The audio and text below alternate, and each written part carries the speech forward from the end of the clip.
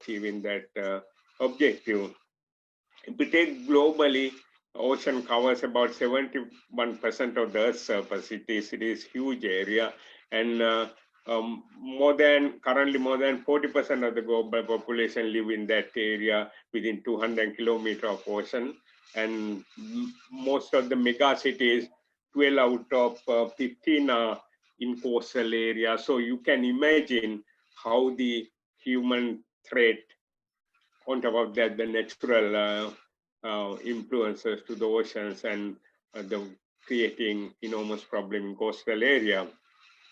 If we concentrate mainly on Sri Lanka, which is the topic of mine today, and coastline of Sri Lanka, we have variety of very rich coastal ecosystems, estuaries. You can see the extent, of those we have, and these valuable resources are affecting because of the current situation. If you don't take some precautions, it's going to affect really badly.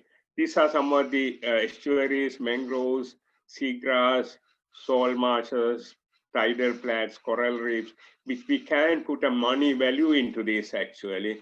So that if we really understand that real worth of that, uh, um, people will probably not, try to damage actually. These ecosystems are important contribution of the country's biological wealth, which actually we don't uh, measure in money terms, rupees and cents. Actually, that is what one of the problem we face today.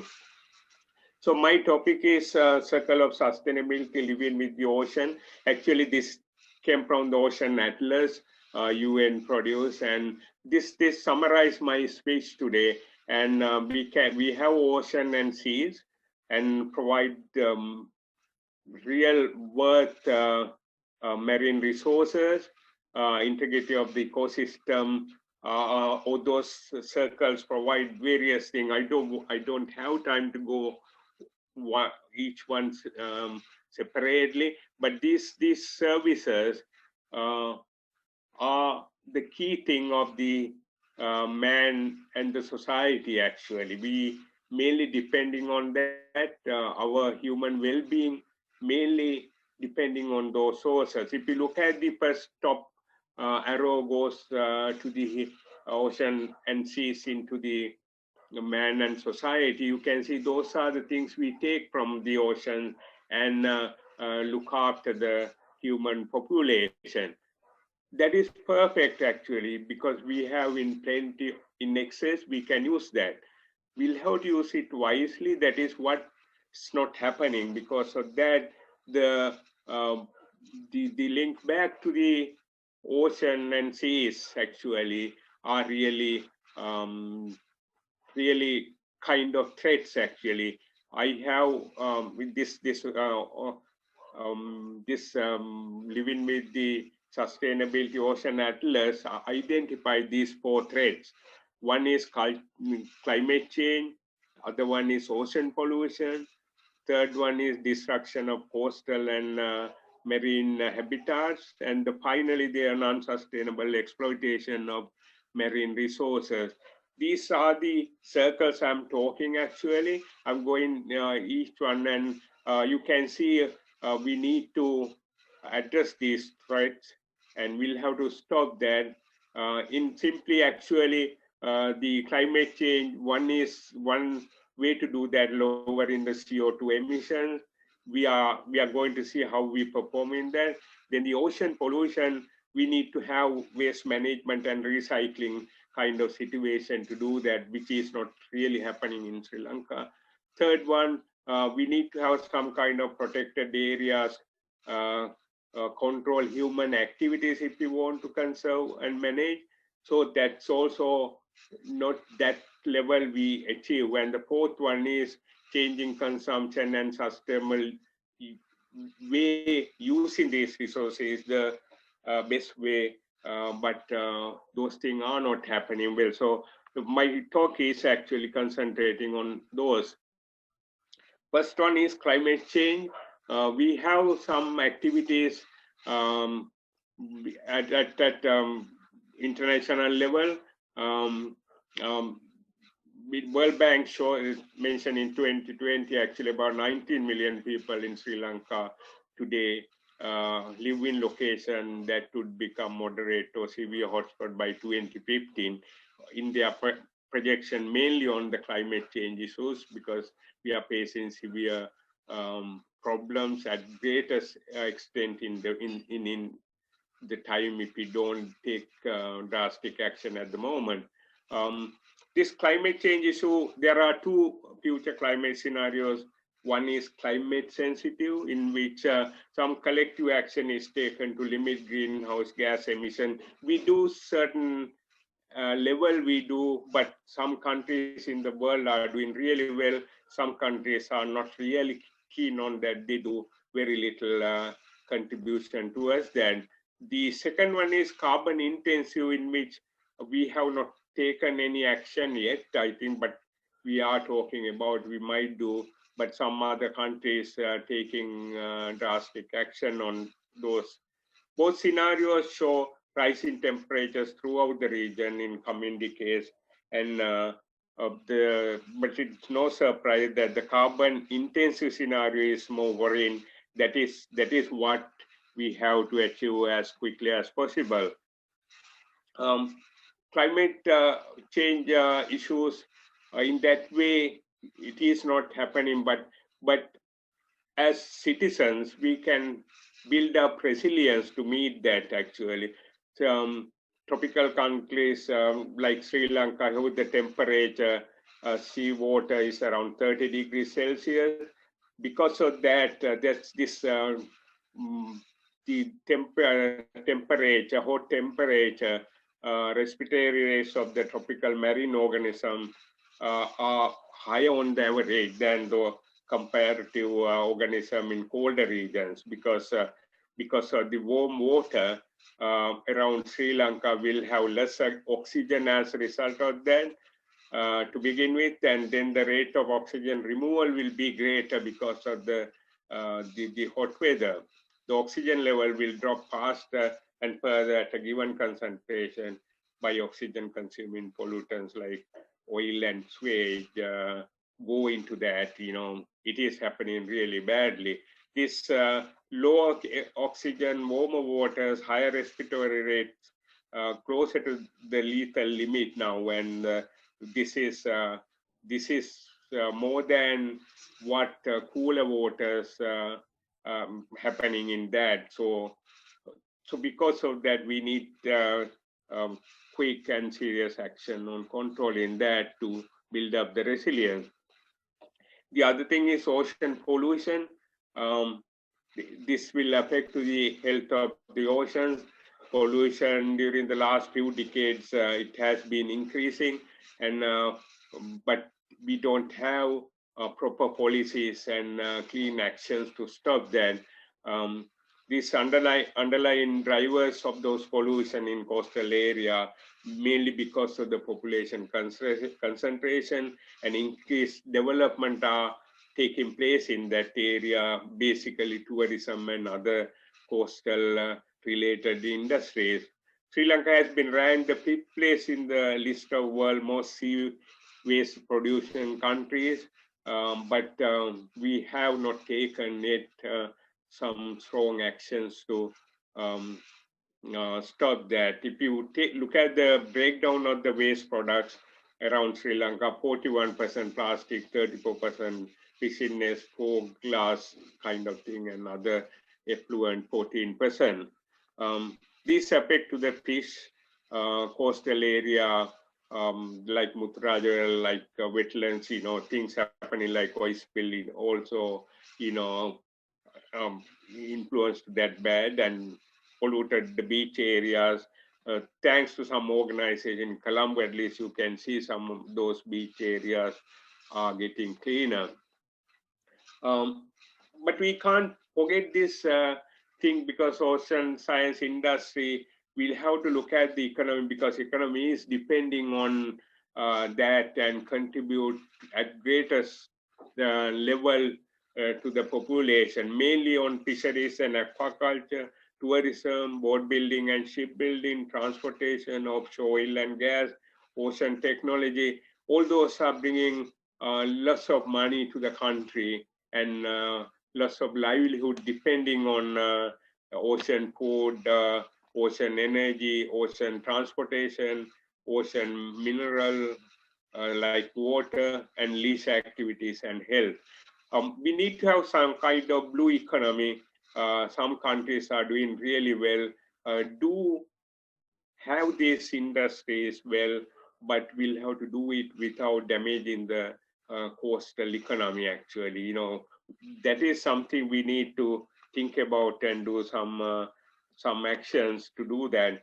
If you look at this, the sea vessel going areas, contribution to the pollution, you can see in this map concentrated the highest concentration of pollution around Sri Lanka, because they are concentrated on three major ports we have because of the oil pollution, and it is generally high on that. According to this graph, you can see around the Port of Colombo, Port of Trincomalee, and Port of Galle, we can see this high concentration of discharges from non-tankers and non-tankers. So this is some bigger problem we are facing at the moment.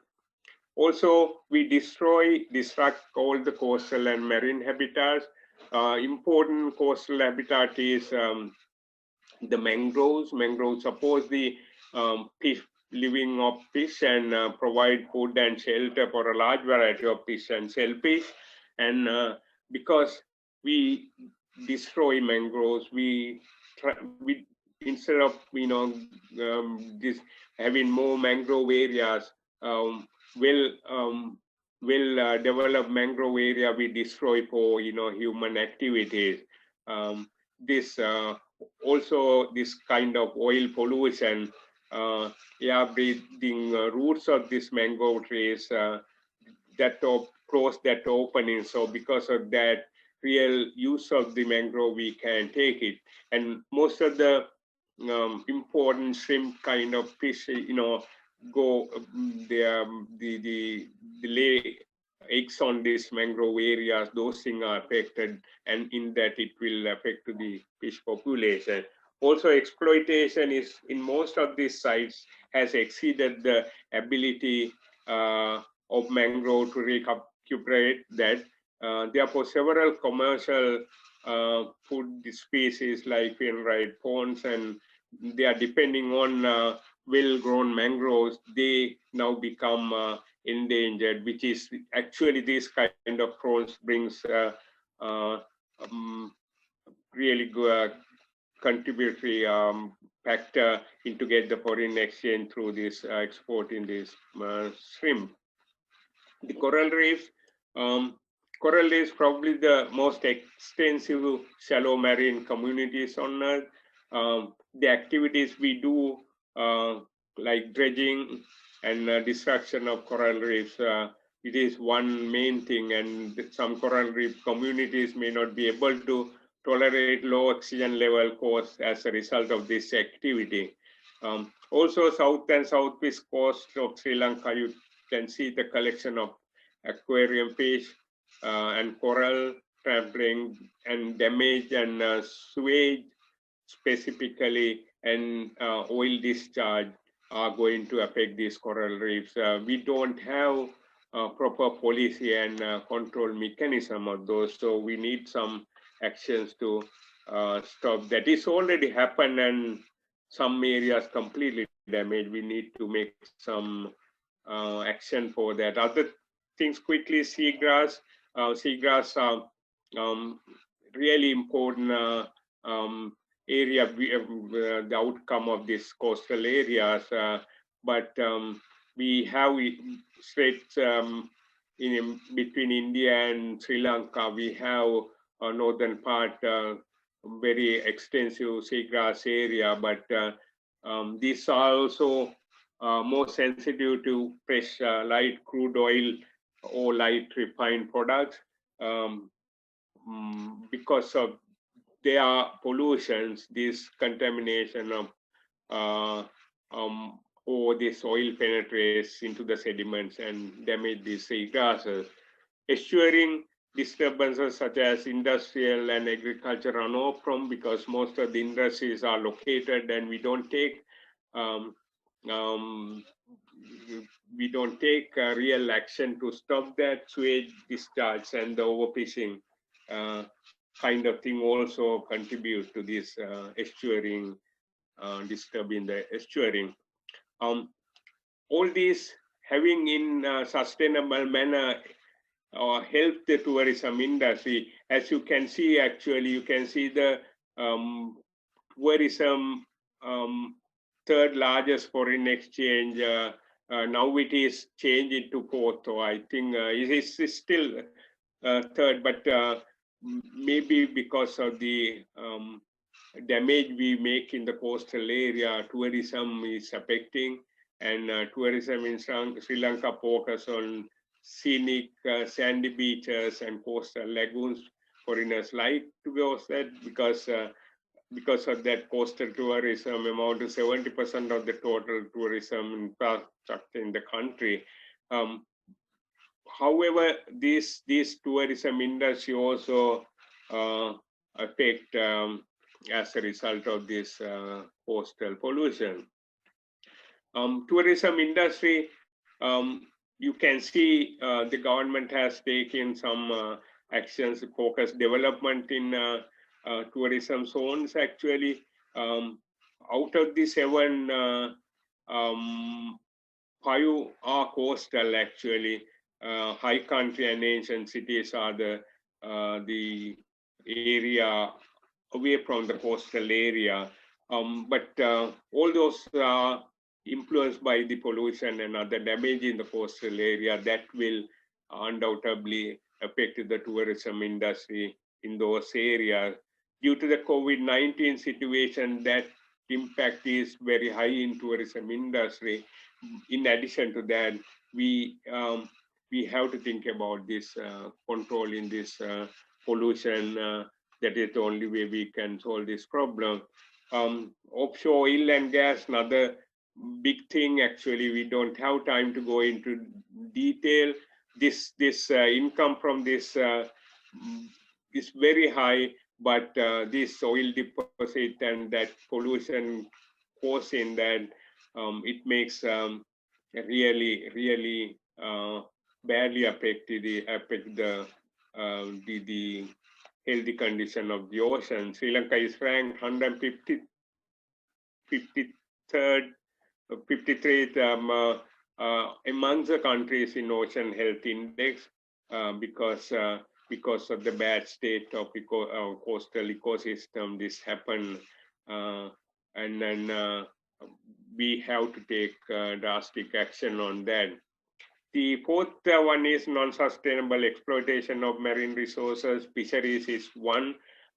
Fisheries is bringing 2% GDP according to 2019, and now probably it is also affected the COVID-19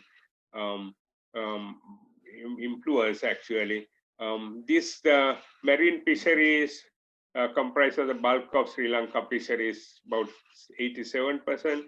To do that, we have 15 fishery harbors and 600 minor fish landing sites. All those will have some sort of impact on the sustainability, because if you exploit these marine resources around that unsustainable way, that benefits we get fishing gradually decreases. That is why we need to have proper plan to get back that sustainable situation. This destructive kind of fishing gear in the north of Sri Lanka, it has been discussed several media and several forums. Actually, during the recent years, use of destructive and environmentally unfriendly gear has been on the rise in Sri Lanka, which affect to the fish resources, fisheries biomass. Actually, this refer to type of fishing techniques we use degrade the ocean ecosystem, and environmentally unfriendly fishing gear and banned practices like dynamiting kind of thing we need to stop. Like that, so many things are happening, but due to the time factor, I have to go into more detail onto that. The aquaculture, something we could well develop. Northwestern coastal belt, you can see, especially on shrimp culture, you need to have this proper coastal area, pristine coastal area to do that. Export farm fish has contributed over 50% of the total export earnings from the fisheries sector. So it is so valuable thing, but that aquaculture also causing some problem. That is why government intervention and having very tougher rules to control that. Otherwise, although we get foreign exchange, but the damage that we make are very big, and you can't even compare that. For that, I think what we need is some kind of government development policy on ocean science industry, because it is an essential component. We need to have the concept developed well on blue economy, which has into the common policy usage all over the world and should introduce in Sri Lanka.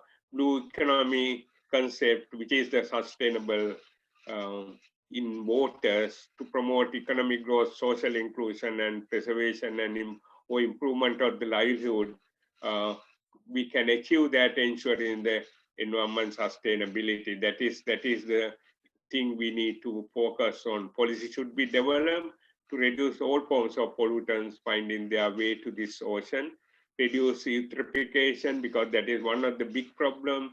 Rose weight dumping into that benefit coastal ecosystem gets then human health from improved sanitation. We need to look into that to make this investment viable. Actually, we'll have to implement programs for the protection of and restoration of key coastal and marine ecosystem, and that provide valuable carbon sinks. We need to think on that line at least, because that we can reduce the carbon dioxide release. Actually, developing, strength, and implementing policies and introduce stringent laws and regulation for all activities such as sand mining are the important things. Also essential to formulate national level coordination committees to coastal ecosystem management. National level policy review reforms are really important. Marine protected areas are something we could do. Actually, we have done that something, marine protected areas in everywhere, Europe. Actually, we can take lessons from that and we can do that. That is something missing in Sri Lanka.